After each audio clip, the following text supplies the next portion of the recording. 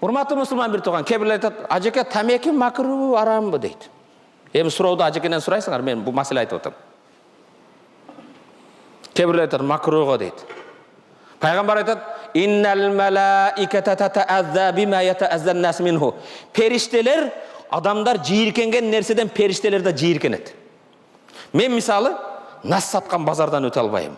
Шундай сасык башың айланып кетет. Тамекинин сасыгына кийимдерге сыңып калат. Кеже таксиге бир машинеге отурсам сразу билем, бу тамекинин кулу экен деп. Отургум келбейт, кийимдерге сыңып калат. Ошолордун аялдарга рахмат ey. Сасык жерди кучактап жатат. Таасир кылсаң тамеки тартпа. Мана кара да, айтат, тамеки макры болсо да муну мынча токтолосуз. Бардык фирма өзүнүн жасаган эме товарын мактайт. Бир гана тамекинин Минздрав предупреждает, курение вредит здоровью дейби. Сен акылың болуп туруп, бу ден соолугуңа зыян десе да тартып атпайсыңбы? Эми кара да, бүгүн мен кышында айылда от жагам. Печкенин түтүнүнү турбасын сыртка чыгарып коем. Эмне үчүн? Өлүп калбайын, көмүр элитип калбасын, түтүн кирбесин деп. Эми көмүрдү мен сыртка печкени коюп, көмүрдүн түтүнү үйгө айдап койсом эмне дейсиңер? Дамылла мындай болуптур, крышасы кетти дейсиң, туурабы? А сен атайлап тартып атасың го деп. Крыша меники кетпи же сеникиби? Адамдар сыртка айдай албаса, сен өпкөнгө тартасың. Сен тамеки тарта албайт экенсиң, ичкери тартыш керек дейт. Туурабы?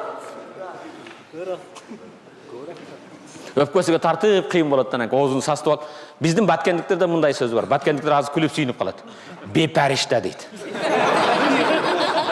Бепаришта деген периштеси жок деген. Бидуни паришта деген. Баткендиктерге арабчага жакын да.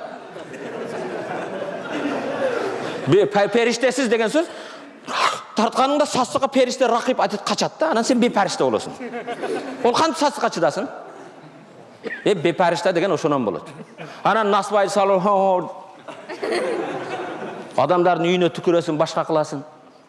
Урматтуу мусулман бир тууганым, болуптур эми. Аллах табарак ва таала Кур'анда айтат: "Кулу вашрабу ва ла тусрифу иннаху ла юхиббул мусрифин." Жегиле, ичкиле, исраф кылбагыла. Исраф кылганда Аллах сүйбөйт дейт.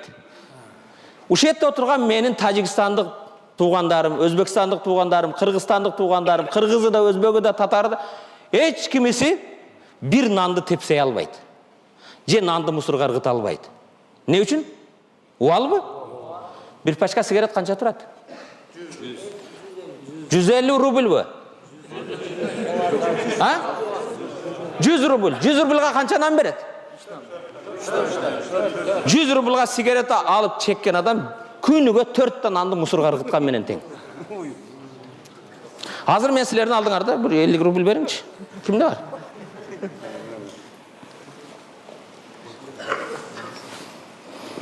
Канча рубль бу? Кимде зажигалка бар?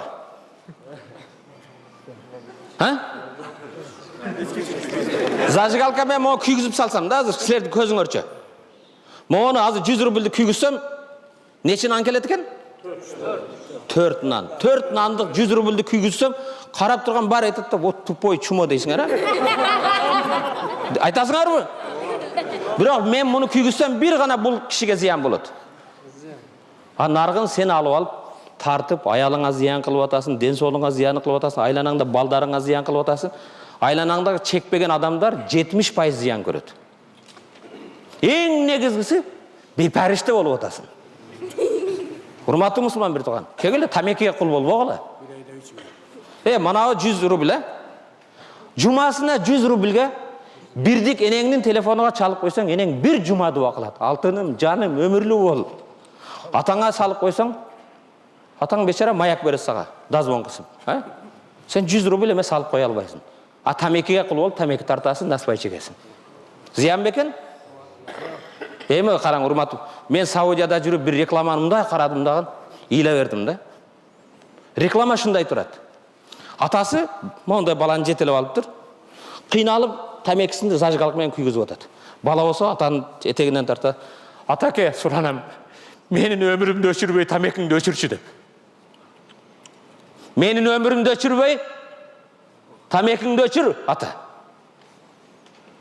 Балдар ошонда зиян болуп атат. Урматтуу мусулман бир тукам, мен тамекеге каяктан кирип кеттим? Бепаришта деген сөздөн, жебегиле, ичпегиле, тамекеге кул болбогула деген сөз. Душман издесең нафсың жетишерлүү. Дос издесең Кудай жетишерлүү. Үлгү издесең мага ушу сабак болсун, урок болсун, үлгү болсун десең өлүм жетишерлүү.